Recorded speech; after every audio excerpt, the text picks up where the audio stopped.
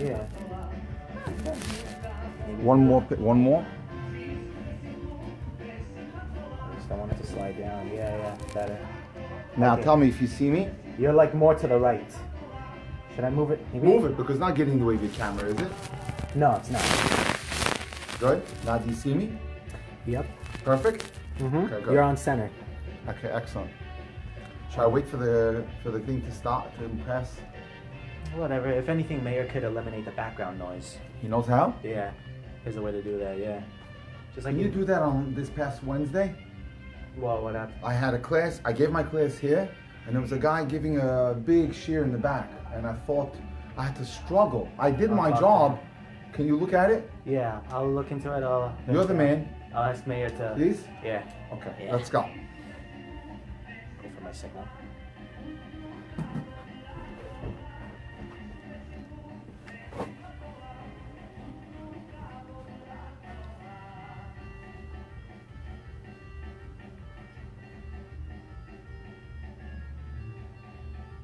Just let me know when you're ready. Yes, ready. Hi everyone, it's Rabbi Dr. Jack Cohen from the Dating and Marriage Series. It's a pleasure to be able to help so many people throughout the world that have contacted me for help. I love the work, I enjoy it, and I encourage you that if you have any questions on dating, or if you're in the middle of a relationship and you need assistance or guidance, or you'd like a copy of the top 10 list, or you'd like my help to put together a list for you of the top 10 qualities you need to look for in a potential spouse, or you'd like my help in a issue with regards to shalom bayis, or you'd like for me to come and speak at the venue in your hometown, simply WhatsApp me or text me at 305-206-1916 for any of your dating and marriage concerns, and I'd be delighted to help you. You know, we often wonder, what did the great rabbis of our generation have to say on dating? There is one individual, one personality in the world who cannot be compared to anyone else, simply because of the amount of dedication and devotion that he puts into his learning and his care and concern for Klal Yisrael. That is none other than the great Gadol, the great giant Rabbi Chaim Kanievsky. Well, Rabbi Chaim Kanievsky, I recently saw publish some of his thoughts and advice and counsel on dating. Let me read them for you in Hebrew and then translate them for you, because whatever he says turns to gold. And he is one of the greatest leaders in our generation, if not the greatest. Point number one. Someone said that he knows a couple that's about to be engaged, and that she has cousins that have some midos, have qualities of character that are not the best. Should he say anything? Should he tell the boy who's about to get engaged that he's related to, that the girl's cousins or family members are not the best in terms of midos? And Rabbi Chaim Kanievsky says, don't get involved. Do not get involved. So golden pearl number one from Chaim Kanievsky is, that's not your business. Let the shidduch proceed forward. Point number two. A kala, a woman who was engaged to be married 3 weeks before her wedding, asked the great rabbi, what should she be doing? What should be her concerns right now? What should be her concentrations with 3 weeks left to go to her wedding? And the rabbi answered, Rabbeinu Amar, our rabbi told her, the most important thing you can do with 3 weeks left to your wedding is you should daven and say Tehillim every day that your wedding should go uneventful, that everything should go uneventfully. We can never take for granted that everything is going to go smoothly. Something is bound to happen. So what you want to do is you want to pray and say Tehillim and ask Hashem that He should guide you and He should direct you, and everything should go smoothly, uneventfully. Number three, they asked Rabbi Chaim Kanievsky, when is the appropriate time, if I'm a parent, to pray that my children should have proper shidduchim? Listen to his answer. Beheshib, Rabbi Kanievsky answers, from the time they're born. From the time they're born, the great Gadol says one should start praying for the shidduchim, for the successful shidduchim and marriage of their children. Next point, a bacher, a single boy, sha'al b'davar shidduch, hu kevar nifkash mispar pegishot. He's gone out with a certain girl, a certain number of dates, a sufficient number of dates. He felt now that he was being pulled and pressured to get engaged to the girl. Suddenly, she changed her mind.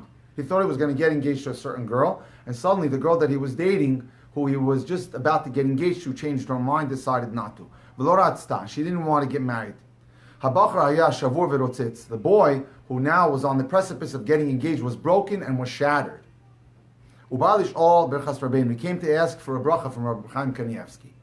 She'achoto tatzliach b'devara ima betula. So that his sister, who was about to have a conversation with the girl, in the hopes of changing her mind, should be successful in changing the mind of the girl who he had been dating and who had recently decided not to marry him.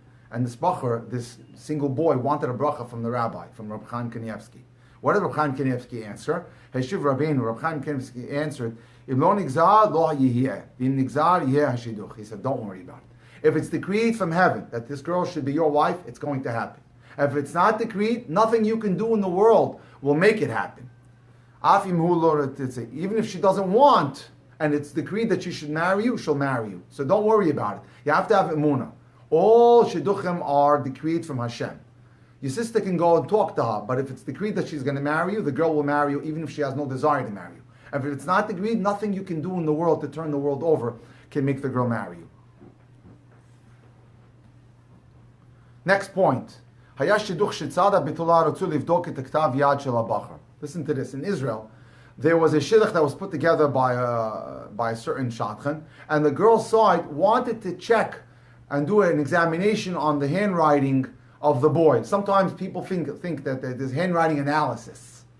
Can we check the analysis of the handwriting of the boy to see if that's a potential shidduch for the girl? That's their sigula. That's their thinking. Amar Rabbeinu, Rabbi Chaim Kanievsky, machbat lo. What do you care what kind of writing the boy has? If it's decreed from the heavens that this boy should be the husband of this girl, it's going to happen. So don't stop with this business of checking handwriting analysis and getting all nuts about this stuff. We don't believe in this stuff. We believe in being simple, faithful Jews. If God wants the shidduch to happen, it's going to happen. Next, someone asked Rabbi Chaim Kanievsky, he got his daughter engaged, and now he took on an obligation of a tremendous amount of money in the shidduch details. But I see that the bacher, that the boy's about to get engaged to that's engaged to my daughter, and that she's going to marry, is an average guy, but he does have fear of heaven. Sha'alu Rabbeinu. So he was concerned. You know what? I took on a $300,000 obligation. He's an average guy, and he has fear of heaven. Did I do right or did I do wrong? Could I have gotten better? So Rav Chaim Kanievsky asks the question: does he put on tefillin? Basic question. If that's the case, he's worth it. That's all. We don't raise the bar to ask for the highest levels of expectations and the highest levels of accomplishment. If he puts on tefillin and he has fear of heaven, he's a good guy. Take him as a husband. We don't have to ask for a lot of things. Reb Chaim Kanievsky is often found saying, when it says in the Torah that if a person marries a girl, he should check out her brothers, what does that mean? Reb Chaim Kanievsky wants to elaborate on that concept. That's only when it comes to checking the quality of character of the girl's brothers. Why? Because that's passed down and it's inherited. But you don't have to check anything else about the brothers. If you're marrying a girl, check her brothers to see what qualities of character they have. Are they patient? Are they kind? Are they considerate? Are they warm? Are they accepting? Are they generous? Are they benevolent? Do they have no problems with anger? That's what you should be checking. Next point. Someone asked Reb Chaim Kanievsky, he had decided to enter into a shidduch for his son with a certain family. How do I know that he's a good guy? So he said, engage him in talk to him in Torah.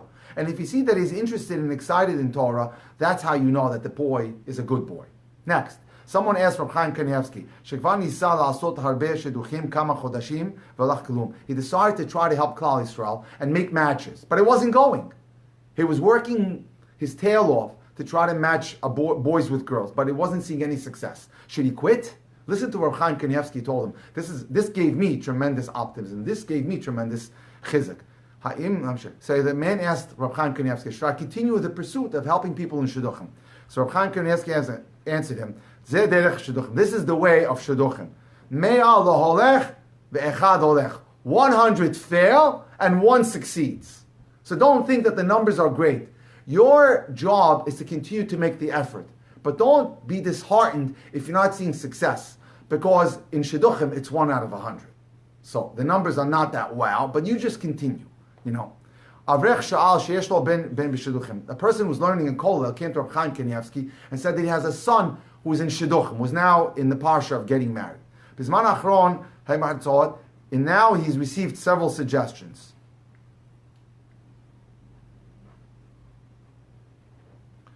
Right? And he says, I'm not sure which one to go with. So he told him, whatever is destined from Shemaim is the boy that he's going to end up, the girl that he's going to end up with. Someone asked Reb Chaim Kanievsky, right? There's two types of boys on the table for my daughter. One is a lamdan, he learns, but he has no fear of heaven. And the second one has fear of heaven, but he's not a learner. Which boy should I choose for my daughter? And Reb Chaim Kanievsky answered, Adif Yirei Shemaim. Better off to take the boy. He's not such a great learner, but he has fear of God. Fear of God is critical, because with fear of God, you can work with this boy. Now, Rabbi Chaim Kanievsky gives advice to people who are having problems in shidduchim. They're not succeeding. He says to go pray by a river or by a spring. And there, you should say the Midrash of Shmos Rabbah, Parak Aleph, Pasuk Lamed Beis. Now, what happens if there's an illness in the family? You're checking out a shidduch, and you found out that there's an illness in the family. And Rabbi Chaim Kanievsky gives us a beautiful piece of advice what to do. When there's a certain illness in the family,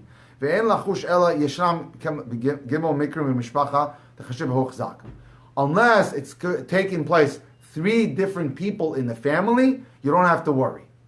If you see that a certain family has been struck down by 3 different people in the family with the same illness, then you have to worry. Then you could say you could stay away from the shidduch. But unless you see that it's happened 3 times, because in Jewish law, chazaka means to establish something as a certain given requires a minimum of 3 cases. If you see that the certain illness took place in 3 cases in the family, then you have what to worry about. But if you're looking at a shidduch and the girl, the boy have in the family a certain illness, if it hasn't happened at least 3 times, there's no problem. Proceed forward with the shidduch. Now, what happens if a person had an illness? You're looking at a boy or a girl in a shidduch, and she or he had an illness, and they got treated by a doctor, and now it's gone. And tzarech, listen to what he tells Reb Chaim Kanievsky. It's an amazing, amazing advice. And tzarech l'saper zol lifnei sheyigesh shidduch. You don't have to say a word about the illness. Ach lifnei shegomrim hashidduch tzarich legal. Only right before you're about to get engaged, you can reveal that you had an illness and you had successful treatment. But if you were to go ahead and reveal it early, you may not even get the shidduch because people might stay away. If you've had an illness and you've received proper treatment and the problem has gone away, you can go enter into the shidduch without saying anything, according to Reb Chaim Kanievsky, and only reveal it at the end, close to the engagement. Let's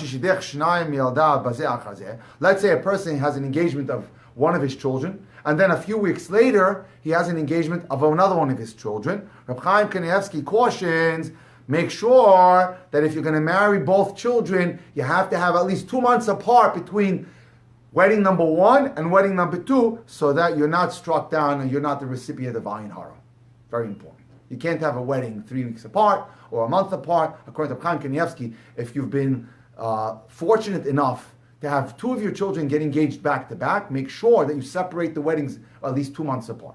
Now, let's say you have a boy who's Yirei Shamayim and is religious, but unfortunately his parents are not religious. What do you do? Bachar shehorav enam Yirei Shamayim. Let's say that we have a single boy whose parents are not from, they're not religious, and shum chashash legesh l'shluch. You have no concern whatsoever, according to Chaim Kanievsky, to worry about the shidduch. If the boy has good character references, and he's religious, and he's Shomesh Shabbat, he's Shomesh Shabbos, even though his parents are not Yirei Shamayim, they're not keeping, it's not problem whatsoever, according to Chaim Kanievsky, to proceed with the shidduch. Right? Now, and so, Baruch Hashem, these are the golden pearls that the great giant Reb Chaim Kanievsky has to bring down on the area of shidduchim. It's well worth listening to because our gedolim are the ones who set the path and set the lane for us as to how to proceed in life. And by listening to them, we can avoid heartache and many mistakes. Again, if anybody would like to contact me for any reason, with regards to giving them assistance or help or guidance in shidduchim or in advising on their relationship or their marital status or shalom bayis, feel free to WhatsApp me from anywhere in the world or text me at cell phone 305-206-1916. I welcome these inquiries and I'll be happy and delighted to help you. Well done. Okay, next. 13 minutes. Hold on, let me stop at each one. Okay. This is a big one. Chisach, a friend on what's on the shidduch crisis. Because number one. Hold on, yeah. Let me type it. Okay. You want it? I have them for you. You want it? You want me to? Yeah, you can write them down. So this is number one, and here comes. That's a big. Oh my God, that's gonna be like Yeah. What can we do to end the crisis? You could. I'm saying these videos could like be accessed all over the world now. Don't be. I'm sure I won't be surprised. I will be getting emails from all over the world about this. Okay, let's go. Especially. Can I take from? Can I take some snacks? Maybe? You know what? Take anything you want. Okay. I don't know if there's a lot. Did you see things? No, I didn't check it. Let's see what they got. No, it's okay. I don't want to stop you. No, don't worry about it. I didn't have breakfast. I feel bad. Is there anything in there? No, that's fine. What do you got in here? Oh, okay. Oh, yeah. That's good. Okay. Popcorn, cookies. I want you to have olives, pickles, potato chips.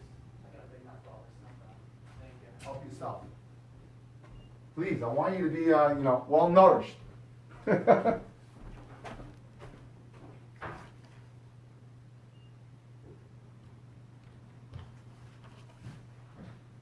Okay, ready?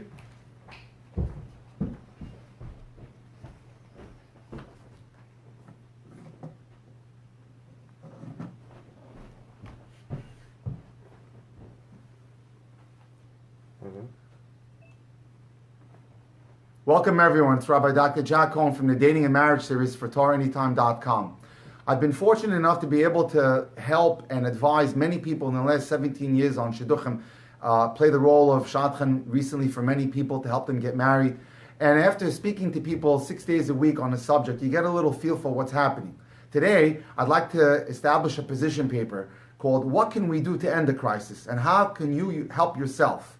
What are the critical takeaways for success? I'm going to mention a bunch of things which are my observations of what creating the crisis and what we can do to help the crisis come to its end.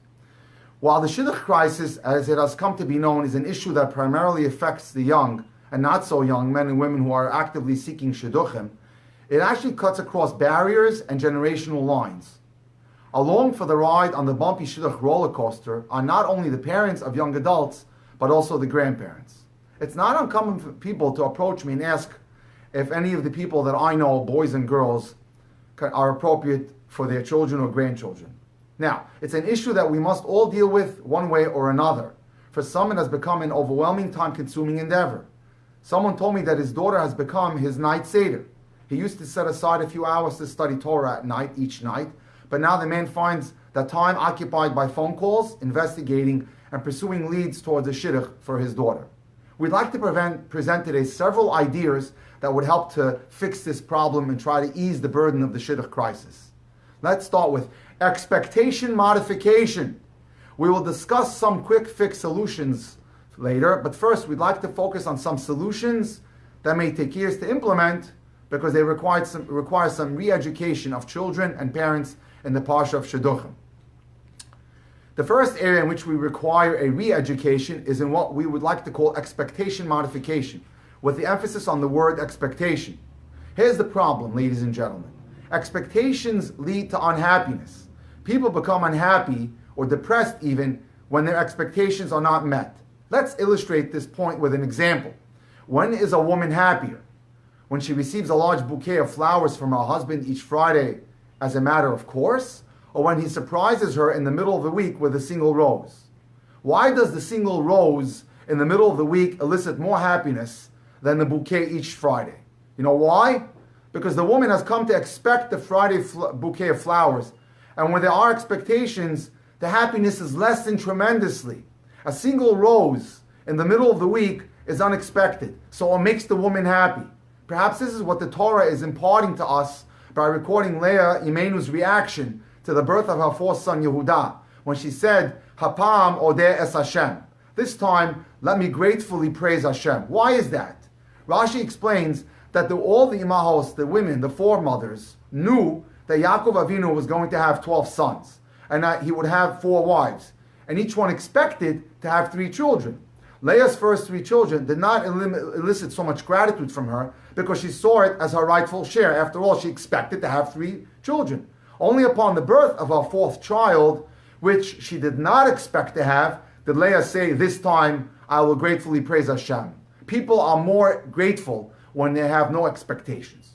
Although the correlation is not apparent immediately. This lesson applies to shidduchim today in great measure. Many young people, and even their parents as well, enter the shidduch market with unrealistic expectations. And I see this all the time in my dealings with people because I, as a dating mentor, consult with singles throughout the world. So many people have unrealistic expectations, which explains why so many people call me high in their 30s and 40s and still not married. And I'll wonder, I'll propose to them 5, 7, 8, 10 boys or girls, not good enough. And those unrealistic expectations are guaranteed to diminish your happiness. Let's offer a few examples. First comes marriage, then comes love. One of the areas in which expectations are most damaging to the shidduch process is the area of feelings. As much as we would like to convince ourselves that we have insulated our religious communities from secular influences of the world, some of these influences have implanted themselves into the psyches of our young men and women who are of marriageable age. They feel, and sometimes even express this feeling, that when the right one comes along, something special, quote unquote, is going to happen. In other words, they're waiting to, quote unquote, fall in love. A big, big deception. Why do we consider this an unrealistic expectation? It is well known that the Hebrew word for love is ahava, containing the root word hav, which means to give. It does not take many years of marriage for people to realize that true love comes from each person's will to give to his or her husband or wife. We find that couples who are married for 20 or 30 years keep deepening their love for each other because they have had and continue to have more opportunities to give to each other. They will do anything for their husband or wife, and they cannot imagine living without each other. How can a young couple who has spent a few weeks dating intimately expect to have true feelings of love for each other? It's not possible. Neither one has done anything substantial of giving to the other.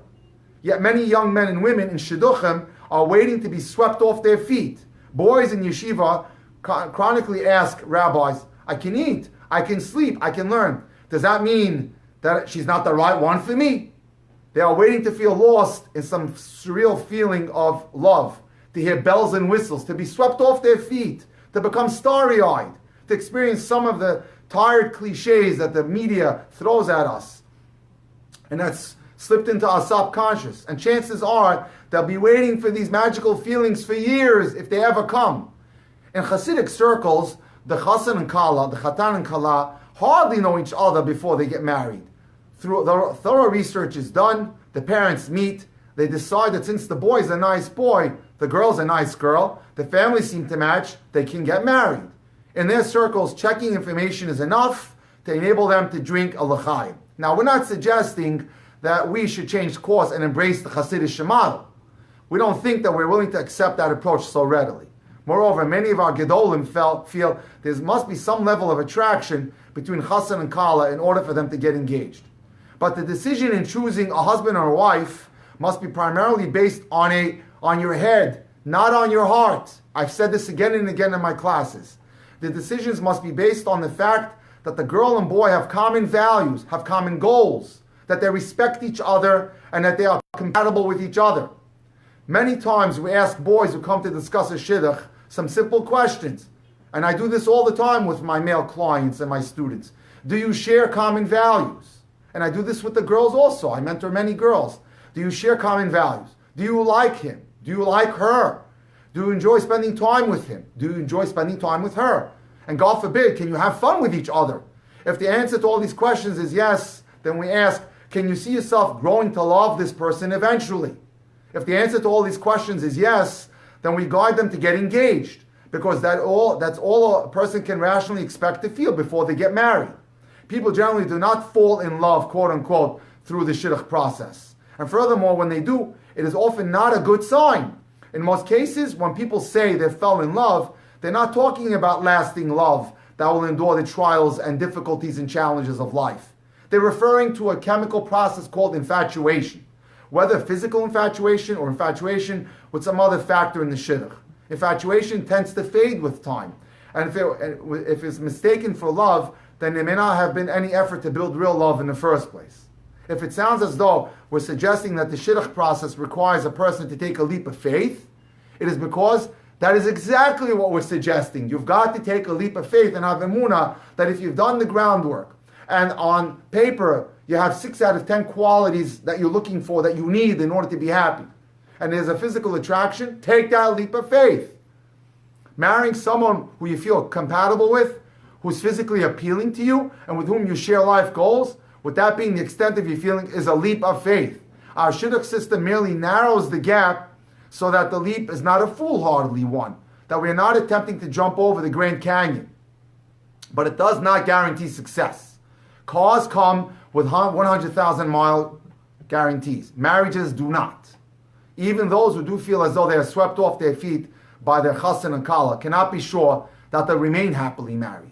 To build a successful marriage, you must be willing to invest hard work, to be ready to give unconditionally and to compromise. If you are ready to do that, then you can get married, whether or not you feel that you're quote-unquote in love. While we've addressed this message to young people who are on the front lines of the shidduch scene, it's important for parents, Beis Yaakov teachers and Rabbeim and other spiritual mentors and guides to be aware of the problem of young adults who expect to fall in love. It is common for young men and women to come to those guiding them through the shidduch process and express concern over their lack of feelings because of the person that they're dating with. Sometimes they may not express it clearly because they're embarrassed to admit it. They realize that it is not religious to say that they are waiting to fall in love. It is important for parents and teachers and guides to reassure those coming for guidance there is no reason to expect such feelings, and to encourage people to take the plunge without these feelings, as long as they feel compatible with the person and attracted to them. Now, let's discuss another expectation that we must eradicate, one that is even more horrible, more damaging to the shidduch prospect than the expectation of falling in love. The expectation of perfection, which is a real disease that we have going on there today. We live at a time and in a country that has managed to achieve perfection in many areas. Have you eaten in an upscale restaurant and ordered a 3-inch steak? When the waiter brings it, he hangs out near you, hovers around you, while you take your first few bites, and then he asks you, "How's your steak, sir?" "I'm sorry," you respond, "it's too rare. I ordered medium well done." "I apologize," the waiter says. "Let me take it back to the kitchen." He reappears a few minutes later with your steak. You cut into it a second time, and he asks once again, "How's your steak?" "Perfect." You answer, "My steak is perfect." You go out to your car on an extremely hot day. You turn on your air conditioner. It's not cool enough, so you adjust it to 62 degrees instead of 70. Now your air conditioning is perfect. We don't mean to suggest that in our generation, that in my generation, we had to walk 5 miles to school, up the hill in the snow, but we were not raised with cars that had air conditioners. In fact, many cars in my day did not have air conditioners. Perfection is rather something else. Perfection is one day when my wife and I got into a car, and the car had 2 air conditioning zones. One for the driver's side and one for the passenger's side. Having dual air conditioning systems. That was perfection. We're not suspecting anyone of doing such a thing, but when others in our generation wanted to listen to music, they would turn on the radio and hope that something they liked would be on the air. Today, we can choose from 10,000 songs stored on a minuscule iPod and MP3 player. We can choose the perfect song for the perfect time. The steak is perfect, the air conditioning is perfect, and you can choose the perfect song. Should it come as a surprise that when it comes to a shidduch, young people today expect nothing less than perfection? No. Unfortunately, we cannot expect perfection when it comes to choosing a husband or a wife. And even more unfortunately, it is human nature to narrow one's focus to the 1 or 2 aspects of another person that are not perfect.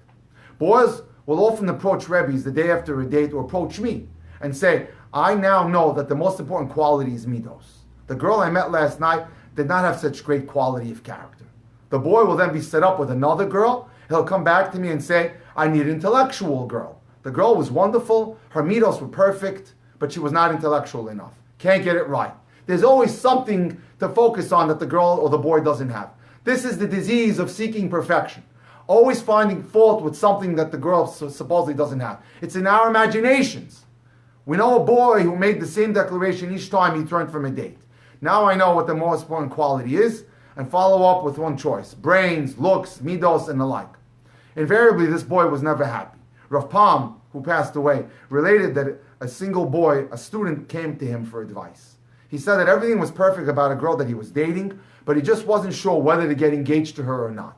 When Rav Pam saw that the boy could not figure out what it was that was bothering him, he took the proverbial bull by the horns and asked, "Is it the outward looks? Is it the looks that are bothering you?" "Well," he said to his rabbi, "I have no problem with the looks, but the other students may think that she's not pretty enough." The entire issue of looks is sheker, is lies, responded Rav Pam. Sheker achen v'hevel yofi. Shlomo HaMelech writes in the great song Eshet Chayil, Sheker achen, beauty is false, hevel yofi, and the good-lookingness of a person is all nonsense. Are you ready to say no because the other boys will think that she's not pretty enough? Boys and girls in shidduchim must be re-educated and taught that they cannot seek perfection in a husband or a wife. They must realize that they are not perfect, and they cannot expect to find a perfect spouse. And if they do not realize that, it's the job of parents and mechanchim and mentors to help them understand that point. Most people enter the parsha of shidduchim with a list. Sometimes they even commit it to paper, and some is legitimate and recommended.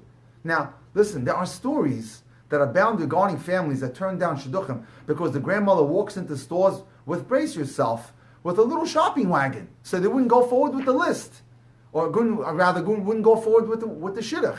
Or how about the person who said he would not marry someone from a family that used the word drumstick to describe a certain piece of chicken instead of pulka?